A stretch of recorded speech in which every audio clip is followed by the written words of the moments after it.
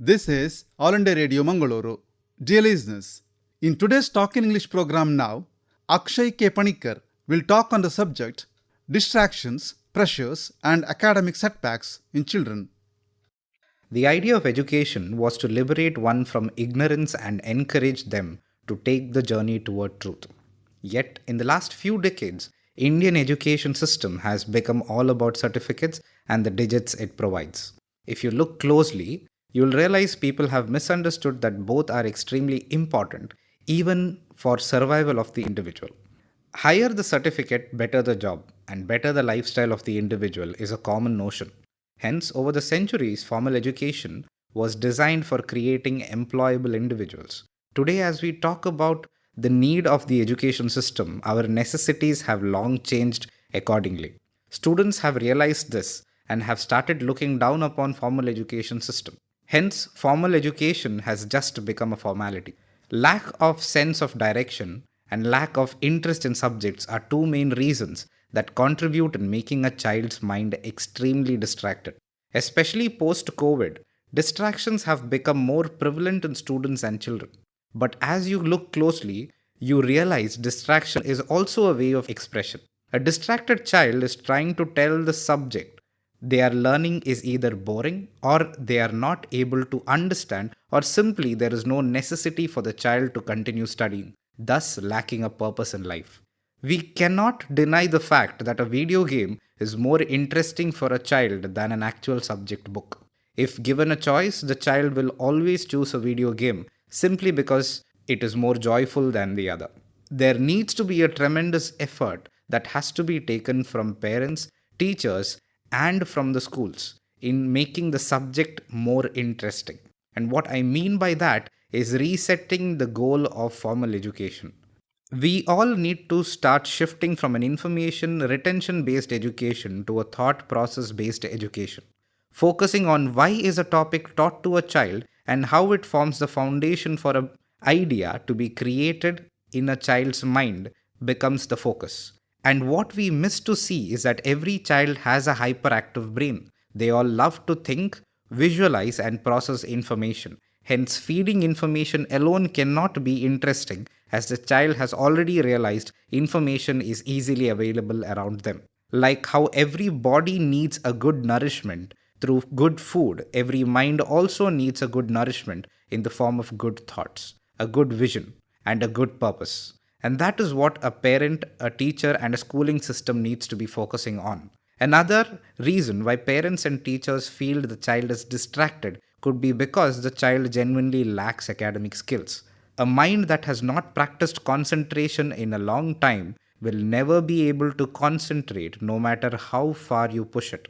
Hence, realize what the child's skills sets are missing and helping them nourish it will bring a big difference in their studies.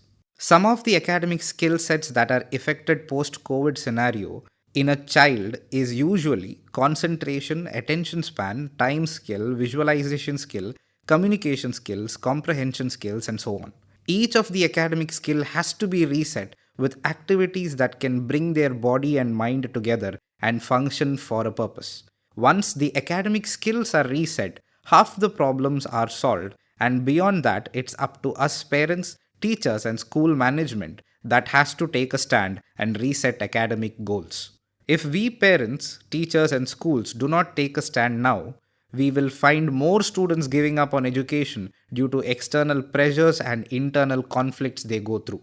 A mind that does not have attention needs to be taught to retain attention, and any amount of corporal punishments can never be a solution for it. When a child is put through a corporal punishment, we will be creating a bad emotion which is associated with a bad memory of whatever they are studying. A healthy mind never likes revisiting a bad memory. Hence, the idea of punishment do not work in the right sense. The more we force the child to learn, the lesser the child will want to learn. Only way out of this spiral is by making studies interesting and simultaneously helping them improve their academic skill set. We all need to understand that every child is unique, and generalizing them on their capacity and capabilities will never be a solution. By doing so, we are making them problem creators than solution makers.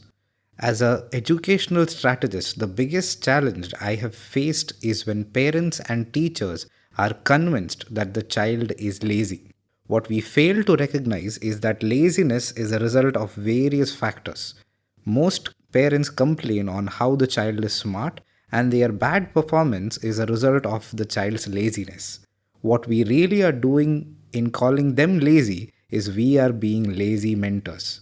Every lazy action can be a result of lack of interest or lack of skills to understand the subject or the topic, extreme stress, or bad memories associated with the topic that the child may be learning. No child ever wants to be a bad child. All they want is to be accepted. Another big challenge most children face is the pressure of high expectations from their parents. Every parent believes their child is special and wants them to be perfect. By doing so, what we are pushing them toward is the hesitation the child will have to do a mistake. We have to teach our children that making mistakes is a part of life and learning from it is the only way to go forward in life. All we do is punish them or make them feel bad for their mistakes, but never help them learn from it. We all have grown up and got here because of the experiences we have had, both the right and wrong decisions that we have made. We need to normalize the idea of right and wrong decisions, which will bring more clarity in the thought process of a child. Allowing them to make mistake is the only way we can help the child learn better. A child who has felt fire will never touch it again because they have learned from it. A theory class of advices and talks will never keep them away from fire. It will simply be one small experience of anything hot or the fire itself. A small touch of the burning candle can help them learn what fire is and not commit the mistake again. Hence, as parents and teachers, we need to normalize making mistakes. Encourage them to try out things even if the results are going to be bad. Teach them to fail with grace and win with humbleness. What we must teach the child is that we parents and teachers have also made mistakes and we are not perfect. We have learnt it the hard way too. There is no shame in accepting it in front of a child that we are here to help them reduce the mistakes that they have done because we might have done it previously in our lives. And they also will go through it and they will learn that there is no shame in accepting it that we have reached here by making mistakes. The only way out of the spiral is to make more mistakes and observe others when they do their mistakes and learn from it as well. All of this can never be taught in a theoretical class. All of this are experiences and the child must go through it. They will also go through it and they need to know that they are not alone in case they go through a tough time. Our expectations about them needs to be curtailed and their expectations about themselves needs to be understood. And that compassion towards them is the only way forward. Every human is born with the capacity to learn, and that can be seen in early childhood when they bombard us with questions. For example, when a child asks why a crow is black in color, he is asking a direct ecology and genetics related question. The answer to the question is simple, that the crows are not seen easily in the night due to their color and can escape predators. An answer like this will only make the child think further and they themselves will try to find answers to upcoming questions. If we want them to be better than what we are, then we need to spend a little more time with them in finding the answers for the questions that come to them. The result of such a thought process based information will be definitely beneficial and it will push the child to think better.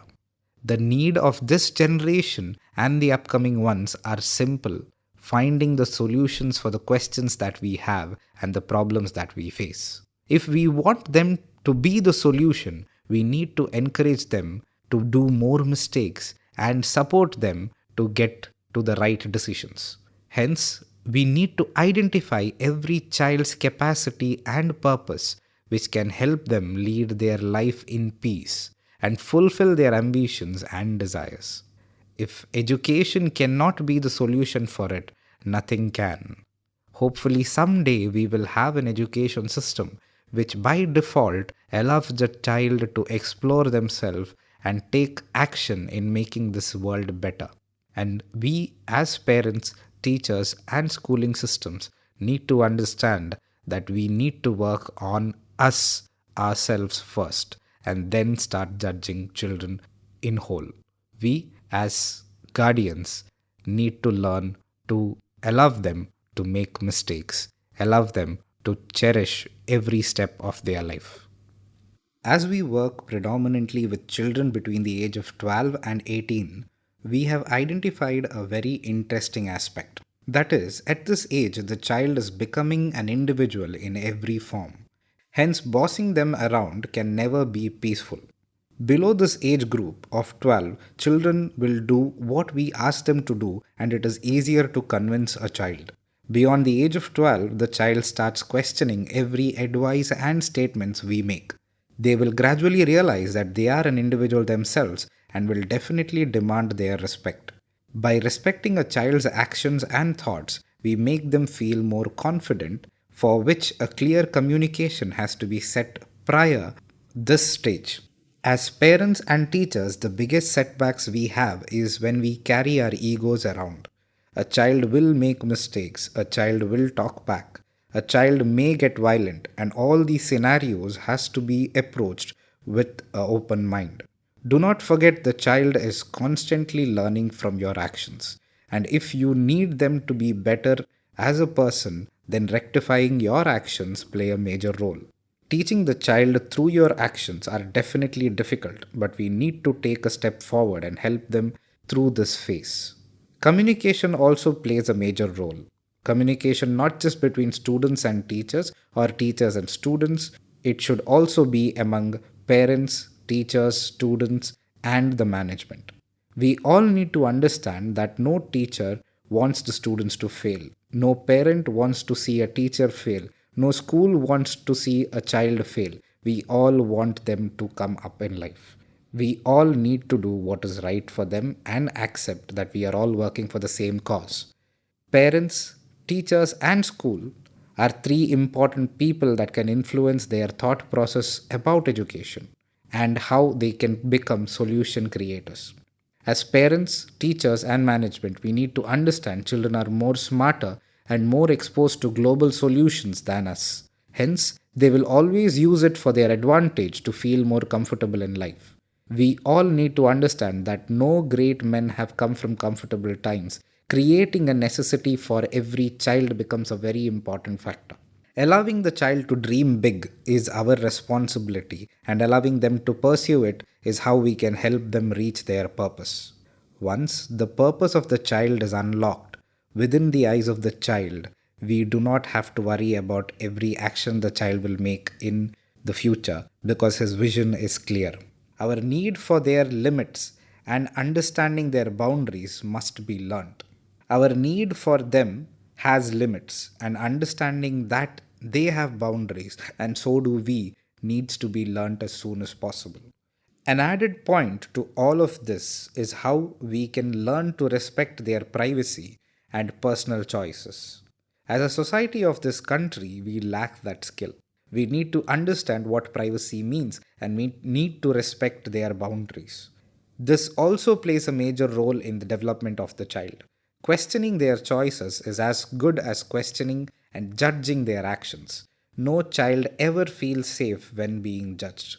As I conclude the platter of thoughts I have observed and how we can approach it, I repeat it once again. We need to identify every child's capacity and purpose in life, which can help them lead a peaceful and a fulfilled life where they have their quest of ambitions and desires. If education cannot be the solution for it, nothing else can be. Hopefully someday forward, we will be able to bring a foolproof education system into action and bring out a thoughtful thinking individuals who can question and find solutions for the society and the world that we think about tomorrow. Dear listeners, you have just heard Akshay K. Panikkar speaking on the topic Distractions, Pressures and Academic Setbacks in Children. This talk came to you from the studios of all India radio Mangaluru.